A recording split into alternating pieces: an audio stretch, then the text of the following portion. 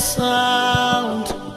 Kuabudu Mungu na njia tofauti na vile tumezoea, ikiwa wengi wetu tunaabudu Mungu tukiwa kule manyumbani kwetu. Bwana Yesu asifiwe. Kwa hivyo tunawakaribisha wale ambao wanatutazama na kutusikiza wakiwa nyumbani, mjiunge na sisi tunapoendelea na ibada yetu fupi ya siku hii ya leo. Lakini kabla sijaingia kwa ujumbe wa leo, ningependa kwanza kuwashukuru wale ambao walisikia mwito ya kwamba tunahitaji kutoa msaada kwa wale ambao kati yetu wako na mahitaji. Kuna wale tayari wameanza kutoa chakula na hata pesa, na bado tunaendelea kuwasihi. Ni kwa sababu tuko na watu wengi, watu wetu, washirika wa kanisa hili ambao wako na mahitaji. Tunaendelea kuwahimiza sisi wote tuendelee kuwa na hiyo roho ya huruma na mapenzi, utoe kile ambacho uko nacho, ili tuhakikishe ya kwamba wale ambao wako na mahitaji kwa wakati huu nao wamepata msaada kutoka kwetu. Jambo la pili ni kuwakumbusha ya kwamba katika kanisa letu la Presbyterian siku ya leo ndio ile the official day ya kusherekea climax ya Youth Week. Lakini kama vile tulivyokuwa tumeomba katika parokia yetu ya Meru Township ya kwamba Youth Week tutaobserve next Sunday, kwanza tunawaomba wanarika wote mahali waliko wa parokia yetu wakae wakikumbuka ya kwamba from tomorrow mpaka next Sunday itakuwa ni Youth Week with a lot of activities. Kwa hivyo tuendelee kuwa kwa mitandao, ndio tuendelee kujua vile viongozi watakuwa wakituelekeza na yale ambayo yanahitajika.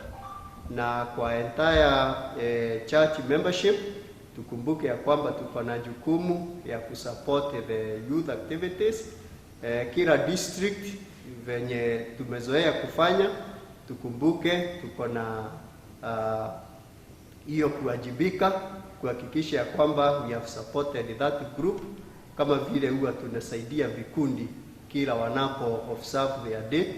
Kwa hivyo district wajipange, na vile vile members wale ambao walikuwa wamekuwa approached by the youth na wakaombwa their support, tukumbuke kuwapea support yetu yote, ndio tuone ya kwamba activities za youth zitaendelea. Ni kwa sababu ili janga linakuja kuisha and the life will be back at normal, tuhakikishe ya kwamba wanarika, wana youth hawatakuja kukwama tunapoendelea na programs mpaka tufike another time next year wakiobserve their Youth Week. Kwa hivyo tuendelee kujipanga na tuhakikishe ya kwamba tumewapea all the support that they require. Kwa watoto wetu wa church school wale ambao wako kule nyumbani, ninajua mmemiss sana church school, na tunaendelea kuomba Mungu ya kwamba hivi karibuni ili janga litakuja kuisha na tutarejea tena tuwe na nafasi ya kumsifu na kumwimbia Mungu sisi wote kwa pamoja. Na siku ya leo nilikuwa nataka tusome our memory verse from the book of Psalm 24 verses 3 and 4. Pale nyumbani tuandike memory verse ya watoto wetu wa church school, Psalm 34 verses 3 and 4. Who may climb the mountain of the Lord? Who may stand in his holy place? Only those whose hands and hearts are pure, who do not worship idols and never tell lies. Who may climb the mountain of the Lord? who may stand in his holy place. Only those whose hands and hearts are pure, who do not worship idols and never tell lies. Mwandishi wa Zaburi anauliza swali. Anajiuliza na wanaulizana, ni nani huyo ambaye anaweza kubalika kuupanda mlima wake Mungu, kukaribia mahali pake patakatifu? Halafu najibu anasema ya kwamba ni wale ambao mikono yao ni safi na mioyo yao ni safi. Ni wale ambao matendo yao na mienendo yao inampendeza Mungu, watu ambao hawaabudu sanamu. Tukikumbuka in the 10 commandments tunaambiwa kwamba do not worship idols, na wale ambao hawaongei ukweli. Kwa hivyo tukae nyumbani tukijua kwamba Mungu anataraji kila wakati matendo yetu, mienendo yetu, nia zetu ziwe ni zile zinampendeza, kwa sababu watu wa aina ile ndio wale ambao wanapendeza, ama ndio wale watu ambao Mungu anapenda. Na tukiendelea kusoma verses 5 na 6 tunaona ya kwamba hao ndio wale watu ambao Mungu anabariki, ni wale ambao Mungu anasema ndio anahitaji waendelee kuwa na ushirika pamoja. Bwana Yesu asifiwe. Nikirudi kwa ujumbe wetu wa siku ya leo, our worship in relationship with this pandemic, nilikuwa nataka tuulizane, kuna uwezekano ya kwamba Mungu amechoka na jinsi ambavyo tunamwabudu? Could God be tired with our worship? That is the point that I want us to keep on pondering as we consider what is happening at this time, and even as we prepare ourselves for the short break that God has given us. Watoto wa Israeli walikuwa wanaenda kumwabudu vile tumesomewa in Jeremiah in the temple, wakiwa ni kama mazoea. It was a routine, it was a formality. Walikuwa wanaenda kule kwa hekalu wakiimba na wakisifu, lakini ni jambo ambalo halikuwa linatoka ndani ya mioyo yao. Na ndio sababu Mungu akamuita Jeremiah, akamwambia, enda usimame pale mlangoni, uambie wale ambao wanaingia kuabudu ya kwamba mimi kama Mungu wenu nimechoka na nimechukizwa na jinsi ambavyo mnakuja kuabudu. Mnakuja mkiimba, mnakuja mkijiringa, mkisema hili ndilo hekalu la Bwana, hekalu la Bwana, hekalu la Bwana, lakini matendo yenu na jinsi mnavyoniabudu ni tofauti sana na jinsi ambavyo mnajionyesha. So it was a false and worthless worship that they were presenting before the Lord. Mambo yale ambao walikuwa wakitekeleza wakiwa kule nje yalikuwa yanamchukiza Mungu, lakini walikuwa wanajifunika.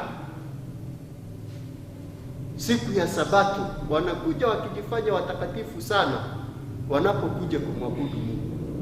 Walikuwa wanajidanganya kwamba kwa sababu hekalu iko karibu na wao na wanaingia hekalu kila siku ya Sabato, wako safe, wako sawa, wamejikinga na hawatakuja kupata mambo yote mabaya, ni kwa sababu hekalu iko karibu na wao.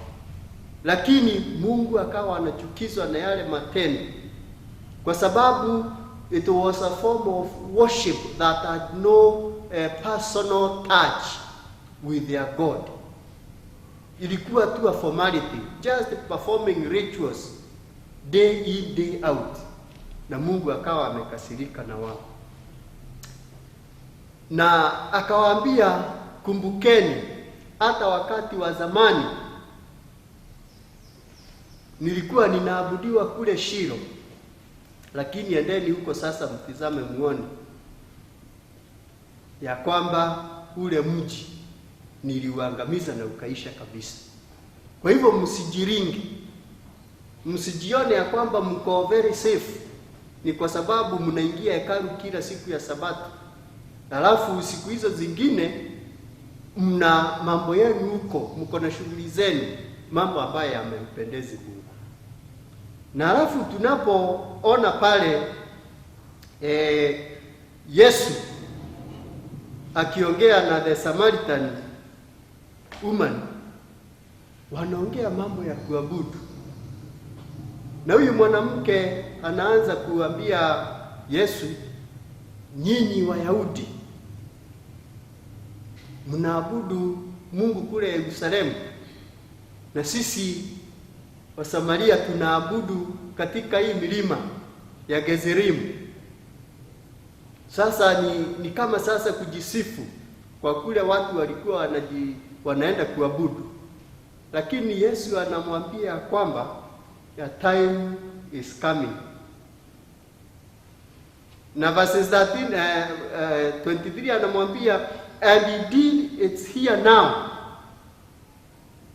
Na ndio huu wakati umefika, wakati Yerusalemu hakutakuwa na maana, kule kuna hekalu, wakati milima ya Gezerimu haitakuwa na maana, kule mnaenda kuabudu.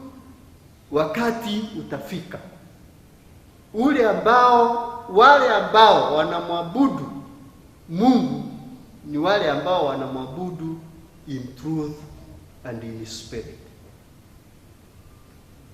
Na mkikumbuka vile vile wakati Yesu alitembea kule Yerusalemu na akaingia kwa hekalu na akakuta ni biashara inaendelea, kwa sababu ilikuwa inakaribia msimu wa Pasaka, na wale watu walikuwa wako pale.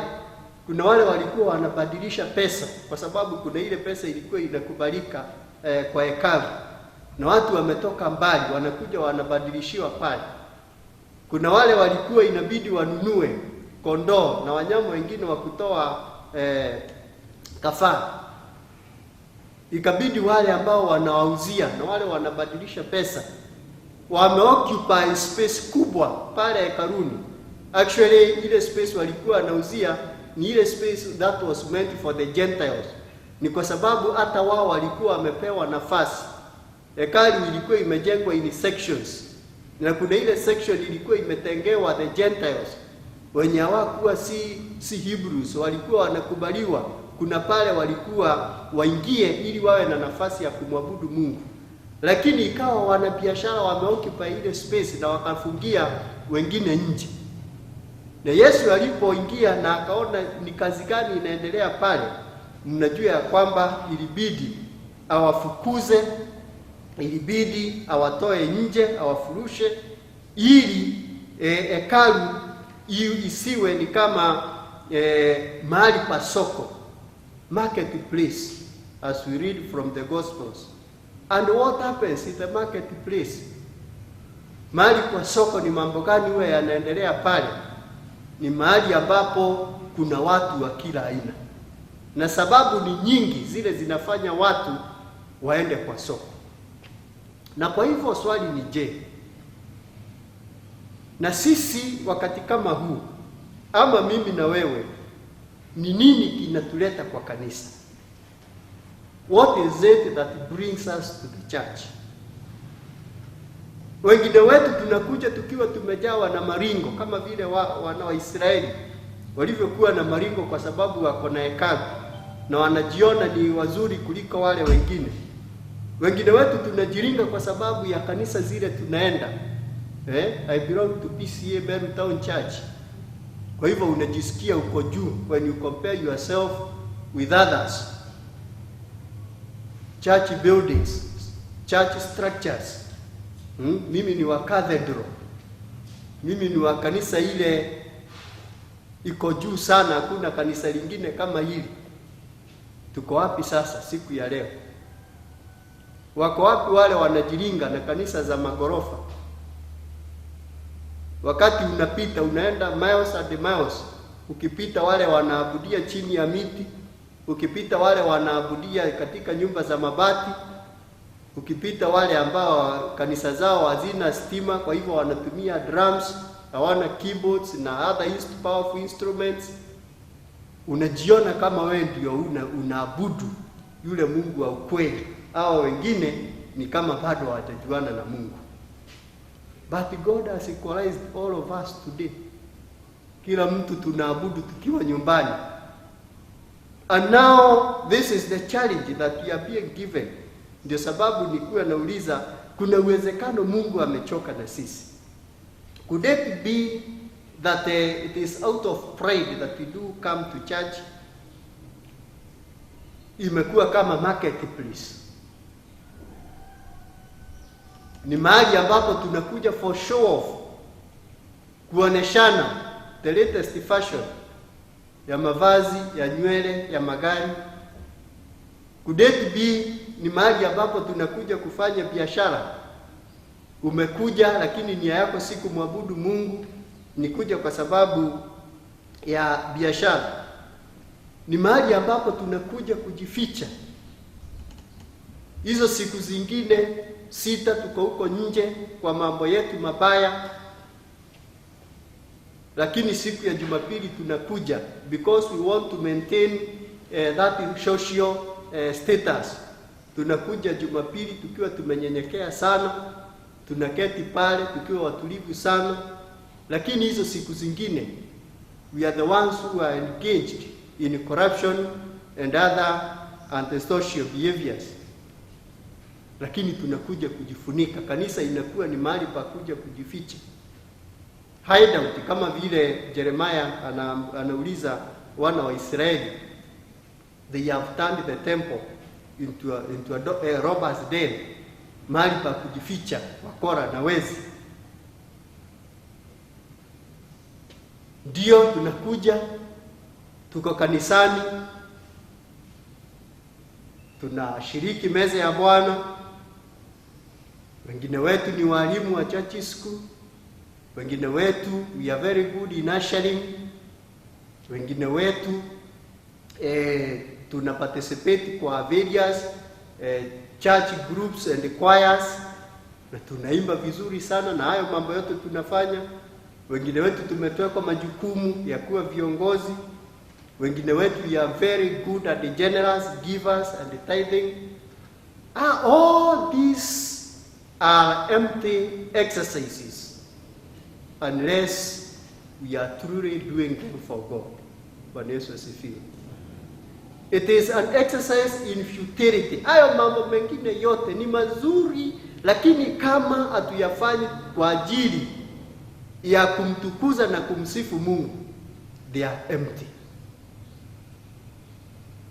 Na utayafanya mwaka huu na next year na the other year, lakini ukae ukikumbuka ya kwamba kama unakuja kwa ajili ya kuonyesha, kama imguzi Mungu, if it is not meant for true worship, it is in vain and it is empty.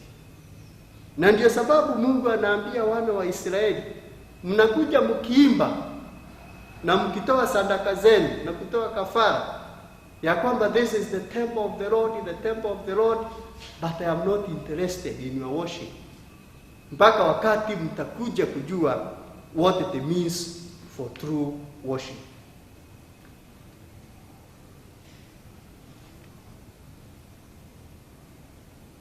Kanisa ni mpaka tujue ya kwamba Mungu anahitaji tuelewe ni kwa nini anatuhitaji. Kwa nini Mungu anahitaji mimi na wewe tuwe wale ambao wanamwabudu kwa roho na kwa ukweli? Ni kwa sababu hapa sio pale ambapo watu wanakuja kujionyesha, pale watu ambao wanakuja just for fun ama tu ile inaitwa to kill time. I was asking myself, most of the Sunday services ikienda sana ni masaa matatu ile ambayo iko na activities, but most of the times 1.5 hours to 2 hours. But you still find that watu wanachoka wakiwekwa kwa kanisa 1.5 hours, kwa sababu uko na speed, unataka kumaliza ibada haraka ukimbie kwa biashara, unataka kumaliza ibada ishe haraka uende ukajivinjari na marafiki zako, unataka ibada ishe haraka ili uende kwa mambo zako. But here now, this period in time, Mungu ametupea break. Ametuambia hata hiyo 1.5 hours yenye unaona ikiwa mingi sana, nimekupea, ongeza na hiyo masaa yako, furahia. And you know what? Those who have not been worshiping in truth and in spirit are now frustrated. They are frustrated a lot. And I am convinced, ukiona mwenye saa hizi aombi, apati nafasi ya kuomba, ati kwa sababu kanisa imefungwa na hudhurii kanisa, angalia uhusiano wake na Mungu. Your relationship in God, with God. Kwa hivyo hata nia yako ya kuabudu, hata kanisa ikifunguliwa the whole day, if you are not having time to pray now, hata tukisema kanisa, hata tukiambiwa kanisa zimefunguliwa, yako bado your relationship with God and the meaning of worship haitakuwa imeingia kwako.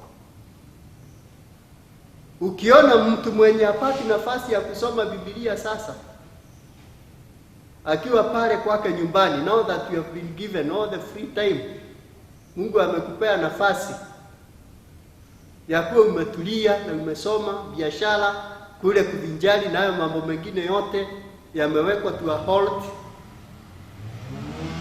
it's time you rethink how you relate with God.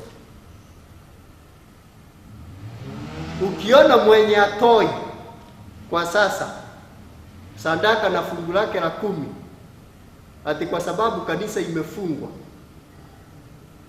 bado ni kama hakuwa anaelewa vizuri what it means to have that relationship and good fellowship and worship with our God.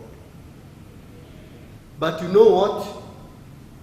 Those who have been worshiping in truth and in spirit, they are still vibrant. They are still going on. They are still strong. They are still supporting the ministry. They are still praying even the more.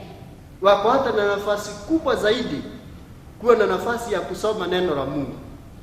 Ni kwa sababu Yesu alimwambia the Samaritan woman, a time is coming, and indeed it is here now, when true worshippers will not be thinking of a place of worship, not in Jerusalem, not in Gerizim, not in the church, but those who worship in truth and in spirit.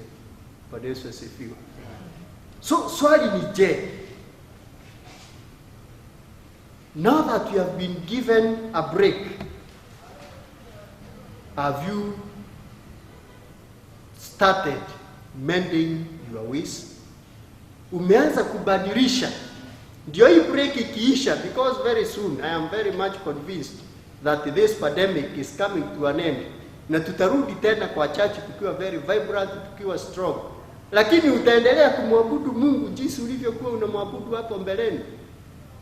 Kuja tu because it's on a Sunday, hauna mahali pengine pa kwenda, kuja just for the social status and position, ndio uendelee kupata respect kwa watu ati wewe ni mtu wa church? Mungu anatupea nafasi ya kujirudia. And I am taking this pandemic positively.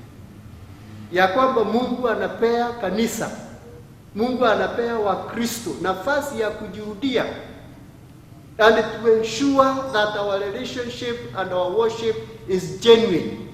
Na ndio sababu pale tumesomewa the Psalm 24 verses 3 and 4. Ni nani huyu ambaye anakubalika kukaribia mahali pa Mungu pale patakatifu? So that even as we come back again, when the sanctuaries will be reopened, tutakuja kumwabudu Mungu kwa ukweli na kwa roho. So brothers and sisters, ni vizuri tuanze kuulizana, how genuine is your worship? How was it previously? How is it now? And how will it be once we are allowed to assemble together to worship? We are required to have clean hands and a pure heart. That is to have guiltless actions and the right attitude and the motives as we come to worship. Ni kwa sababu hii ndio ile Mungu anahitaji kutoka kwangu, kutoka kwako. Otherwise tunaweza endelea kuwa watu wa kuja kanisa. Tunaweza kuwa watu ambao tuko kwa kanisa na tunaitanishwa na kanisa na hayo mambo mengine yote, but it is a worthless religion, worthless worship. Mungu ametupea nafasi ya kujirudia. Aliambia wana wa Israeli atakuja kumaliza hekalu na Yerusalemu, wasiendelee kujiringa. Na sisi tunapewa just a warning kupitia hili janga, ya kwamba majengo ya makanisa kama hili na yale mengine yote yale tunajiringa nayo inaweza kuwa history. But does it mean that we will not worship God again because we are not attending service? We are just for 2 hours. Mungu anahitaji tuwe tunamwabudu kila siku, kila saa. In everything that we do, let us be worshiping Lord. Hiyo ndio ile Mungu anahitaji kutoka kwangu, kutoka kwako. Tuombe. Tunakushukuru Baba wetu na Mungu wetu kwa sababu wewe ni Mungu mwaminifu.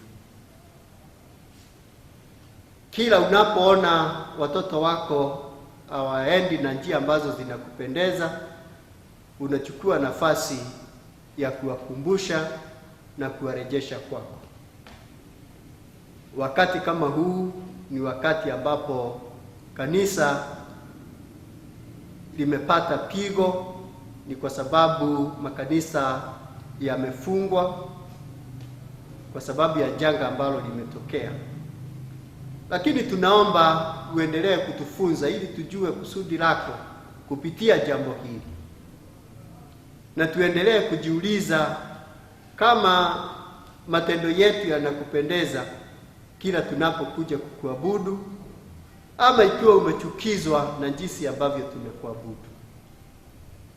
Tunaomba kama vile neno lako limetuzungumzia, uendelee kutufunza mapenzi na kusudi lako katika maisha yetu, ili tukaweze kukuabudu kwa ukweli na tukiwa ndani ya Roho.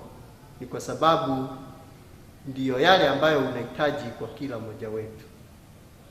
Endelea kutuzungumzia, endelea kujifunulia kwa kila mmoja wetu, ili nasi tuendelee kukujua na kujua kusudi lako. Endelea kutukinga na kutulinda na kutubariki hata wakati huu tunapopitia hili janga, na tunajua ya kwamba hivi karibuni litakuja kuisha.